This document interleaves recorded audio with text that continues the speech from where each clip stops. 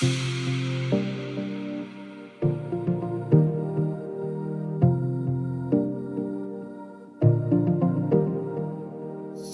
and welcome to GreenFleet Talks. And my name is Kate Armitage and I'm your host for our discussion today. And I'm delighted to be joined by Dan Eyers, EV Fleet Sales Specialist at Drax Electric Vehicles. Good afternoon, Dan. Hi, nice to speak to you again. And you too. How are you keeping? Yep, I'm keeping very well, very well. So, Dan, today you and I are going to be discussing the transition to electric fleets, some of the barriers to adoption and the role that the government must play. So, Dan, you joined Drax earlier this year. For viewers who may not be familiar with the brand, can you tell us a little bit about what Drax do and their role in the transition to electric vehicles? Yeah, certainly, Kate. Drax has been going for many years producing green, renewable electricity. So our bread and butter is renewable electricity. But what we've also started to do is move into electric vehicles, so an electric vehicle charging. So it's all about making sure that the assets and utilization and making sure that it's not just a piece of hardware, it's actually the whole turnkey circle that we can provide. Great. Thank you, Dan. And of course, you can provide, as you've said, 100% renewable electricity, which is becoming increasingly important for fleets as well. 100%. Absolutely. Yeah. So let's start the conversation then, not with fleets who've already started their decarbonisation journey, but for those who haven't begun yet, how can fleet operators judge the feasibility of electric vehicles for their operations? First of all, Kate, carrying out a suitability assessment that factors in all operational equipment, like trip mileages, for example, spread, speed, dwell times. So also including locations where the charge points are located will also help. So here at Drax Electric Vehicles, we can arrange and manage this process for anybody who's looking to have a fleet. The idea of this is running a trial that involves telematics. So the idea of having telematics will show the end business of where the vehicle is, where the vehicle's charging, how often is the vehicle stopped for, and do you need to analyze the data to show the average, maximum and minimum mileages that they do a day as well. So doing this, it also gives out what shift pattern that the vehicles are working in that period. Looking at factors like this will highlight the vehicles from your existing fleet to make the simplest switch from EV to non-EV. So you might have some in your fleet at the moment that definitely won't be ready to switch to EV at the moment, but in the future with this telematics and this sort of data, it will be able to do that. And a suitability assessment will offer other benefits too. So knowing when a vehicle's stationary and how long that vehicle's been sat there for will also provide you the data of the best charging locations. Where do you put the location situated at multiple depots, offices? It can also help with potential fuel savings when you're crossing that, CO2 savings, and also switching to EVs. All this information will be valuable in securing stakeholder buy-in to buy into the electrification process. Great. And this is a free service that you offer? Absolutely. So this is something that Drax can offer. And I think the key bit about this is before you talk about hardware is making sure that you've got the right supply available, that you've got the right vehicles that's available as well. So with telematics, you'll be able to see are the vehicles, are they doing 100 miles a day, for example, that's a perfect switch to EV. Where if a vehicle's doing 500-600 miles a day, you've got to start to factor in where that stops and how long that journey will need to charge. Oh, well, like you said, Dan, almost definitely every fleet will have vehicles that aren't suitable to switch over to electric today. But on the flip side, because the range of EVs is so much better, because the choice, particularly when you're talking about vehicles, is so great, most fleets almost definitely will have some vehicles that could be electrified today. I think the thing is, Kate, you've got to start small and work your way up. So you might have a fleet of 300-400 vehicles, and it's being realistic to say, right, which ones can we swap out into electric? Which ones are suitable for that? And like you've just said, there's going to be some that are not going to be at this moment in time. But then that's just in time, and the data and the telematics will be able to start to say, well, we see vehicles moving as movable objects. Well, actually, for 90% of the life, they're sat in a car park doing nothing. So it's just a matter of making sure that we've got the right infrastructure in the right places for the right vehicles. Yeah. Great advice. And don't spend too much time worrying about what can't be done and focus on what can be done. Okay, so one of the things that some fleets are dependent on is the public charging infrastructure. There has been a lot of criticism about the public charging network, specifically saying that it is not growing fast enough for the number of vehicles coming on the road. What's your view on this? Yeah, good point, Kate. And it's on a debate lips of everybody at the moment, isn't it? Are the government doing enough? Is there enough charging points out there? Well, the cumulative number of installed charging points isn't on track to hit the government's 300,000 2030 target. We shouldn't panic. Okay, that's the first thing we've got to say. Yes, the government needs to communicate the benefits and the urgency to put these charging points in and ensure its plans to keep its targets, to keep pace in the growing demand. But 6 years is a long time, especially in the electric vehicle world, because where was we 6 years ago? Where are we going to be in the next 6 years? Yeah. It's a massive transition that's happening. A lot's going to change before 2030, both in terms of installation numbers and in terms of technological advances. You try and say that one again, Kate. Technological advances. We need to keep an eye on the future, though, because it's more important that we're putting in the right infrastructure at the right time that supports EVs currently on the roads, rather than trying to put something that's 6 years in advance. What we need to be doing is putting infrastructure in that's doing it for the vehicles today. But most importantly, there's approximately around about 45,000 public charging points at 27,000 locations across the UK. This might not represent a huge proportion of the 2030 target, but actually it's a 40% increase year on year. So it's since last year, that's a 40% increase. So it's also crucial to understand that the numbers game can be misleading. An effective charging infrastructure needs the right hardware. Most importantly, as we were saying earlier, it needs to be the right hardware. It needs to be energy efficient. It needs to be future-proofed with minimal downtimes as well. So that's another key thing that needs to happen with these charging points. And it needs to be in the right locations based on data as well. So if you've got fleets that's going out and about or in the public network, it needs to be a busy, right location as well. It's also worth considering the roles of boosting charging points and in reducing the need of public-facing ones too. So if you've got a workplace, you might be able to help that stress of putting the public charging points out there. So most importantly as well, when you're talking about destination charges and things like that, there's a reason why the destination charging is out there. Of course it is. And that's to generate income streams. Yeah. That's to offer competitive advantage and customer loyalty in shopping centres and other entertainment complexes. But they also do provide additional public-facing charges to supplement the government-funded infrastructure.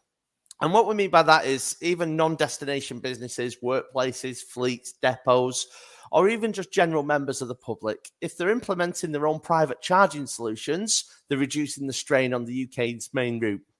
Also as well, residential, they're setting up the infrastructure as well, so that might help ease the public public charging problem. Yeah, definitely. I mean, I think the received wisdom is that about 10% of charging will take place on the public network. You're absolutely right, Dan. As a fleet, your priority should be to consider, if at all possible, workplace charging and home charging if the employee is able to do it, because that's much more controllable and ultimately more affordable, I would suggest as well. So 100%, Kate. And the idea with that is as a business, she's getting a hold of who's using the charge points, how often the chargers are in use, who's using the charging points, and you're getting that data based off your own internal hardware as well. Yeah. And potentially, as you add more electric vehicles onto the fleet, your return on investment will improve for the infrastructure that you have. So it's all a win-win. Right. Okay. So there are some fleets who say we're not ready for electrification yet. What are fleets telling you are the main barriers to electrification, and how can it be addressed? Yeah, so good point there, Kate. So Drax Electric Vehicles recently commissioned some market sector research. And the idea was this, is it was the most commonly cited barriers with cost and the current economic climate. Now, as you can imagine, cost is a key thing at the moment. Yeah, it's very predictably at the top. It's top the list. EVs are a lot more expensive than internal combustion engines. We understand that. And implementing an effective network of charges represents a substantial investment. So putting a charge point in a depot or in a workplace, yes, there is an investment that's needed as well. However, electrification shouldn't be done overnight. It doesn't need to be happening. We're at 2030. If you kind of imagine like a hockey stick, we're at the beginning of this hockey stick of the curve. We don't want to be putting charge points in 2029, 2030 when it's the lastminute.com, because that's going to bring a lot of cost into this as well. If we start this at early days, there is government grants available at the moment to help with the cost of the hardware and the installation as well. Organisations need to leverage this assistance while it's available to help reduce their outlay, to help reduce their overall outlay. So again, if they're using the benefits of the government grants, you can also spread the cost as well. So if you're doing it over a 5-year period or 10-year period, again, it doesn't have to be starting at 500 vehicles you need to charge overnight. You can start small and start to put the infrastructure in. But finally, what I would say is it's worth carrying out a total cost of ownership, or TCO, as they call it. And this is the upfront purchase cost of an EV, which can distort the overall financial implication of switching from EV to internal combustion engine. But it's looking at factors such as fuel versus charging costs. It's looking at things like tax benefits, but most importantly, that's coming common across the UK, is clean air charges. So when you go into clean air zones and charges, it can offer a more of a realistic picture of an overall cost. And then secondly, moving on, it's the current economic climate. With inflation high and energy prices ever so rising and the skyrockets over the last few years, it's a little wonder that some companies are looking for more stable financial footing before electrifying the fleets and investing in charging facilities. So organisations can address this, Kate, by electrifying in the right way, avoiding short-termism in order to just deliver long-term cost savings. For the immediate future, it's intelligent using smart charging, load management systems, the ability that can optimise an efficiency. So you're not putting a charger in for a charger's reason. You're putting it in there because you've got the data, the usage and stuff like that of who's using the charging points. And most importantly, it's the upfront costs, projecting against the future costs. So again, if you was to buy a charge point in 4 or 5 years' time, would a power upgrade cost more then than it would now? And again, it's only that basic infrastructure of putting that out. And then finally, the final barrier that puts people off of these charging points is the lack of internal ownership. So within a business, we've got to ask in these organizations, who's responsible for these making these electrification decisions? Is it facilities? Is it fleet? Is it energy management? Is it procurement? Is it people like HR teams? How many stakeholders are actually involved? And who takes the lead on that as well? Because it's such a difficult decision within businesses. Well, I think you saved the best till last in that list. I really do, because it's something that I hold dear to my heart. But the organizational structure and the clear responsibilities, but also people have to have targets. They have to have this written into their objectives. If you have a finance director or a facilities director or an HR director who have not got accountability for this target to introduce electric vehicles, it's nigh on impossible to make this huge operational change without their support. Absolutely.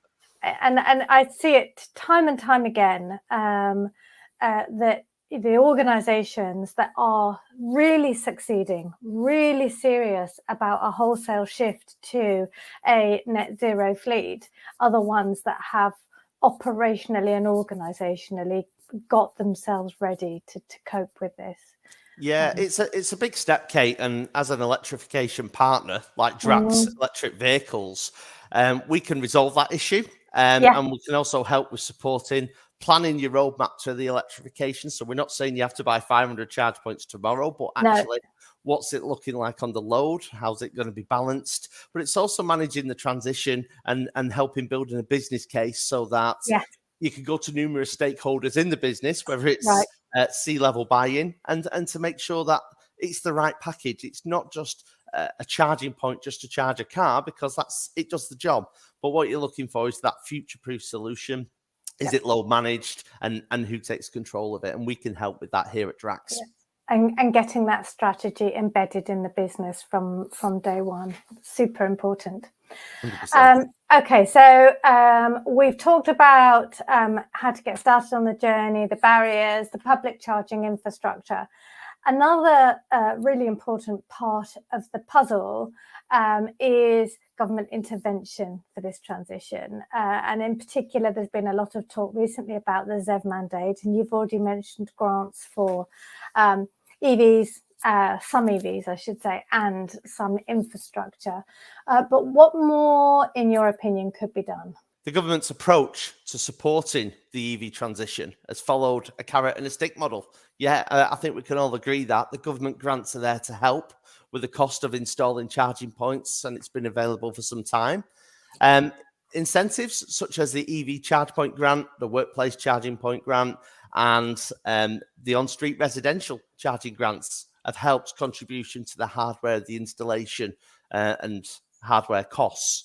However, clean air charges such as the ultra low emission zone in London, and also the zero emission vehicle mandate has helped decarbonise the transport sector by placing demands on vehicle manufacturers as well. So it's not just the charging points that are responsible for this; it's the vehicle manufacturers, which also tries to deter the internal combustion engine dependence as well. So the government will still offer homeowners at this moment in time and organisation a significant financial hand that can reduce the strain on the public charging infrastructure. And it's kind of what we were saying earlier. This is where the government needs to help. Yes, there is a target, but there's lots of grants available. We should be using them. And it's important that organisations are using these grants before it goes to an end and it finishes. But however, the early adoption over the government now needs to support the UK with its duty to electrify. That means that ensuring that it's public-facing charging infrastructure that's stable. That's the most key thing. It's got to be stable. It's got to protect the national grid. And also, most importantly, it suffers minimal downtime. The government has supported the UK to this point. It now needs to ensure it has a clear and strong voice to drive the mass adoption. Very wise words, Dan. I think you're right. The government is in a crucial transition now, because I think we're talking much less about grants and incentives and much more about regulation and legislation that will support the growth of this into the next phase and into the mass adoption, like you said.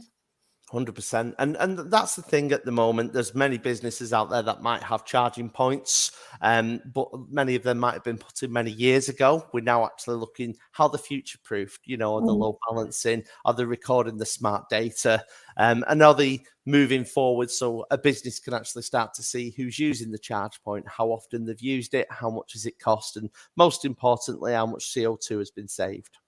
Yeah, great. Well, Dan, it's been a pleasure talking to you again. Thank you very much. Too. Yes, thank you for having me today. You're welcome. That is about all we've got time for. So thank you to Drax Electric Vehicles for joining GreenFleet Talks. And thank you for watching. Please tune in to GF365 again soon.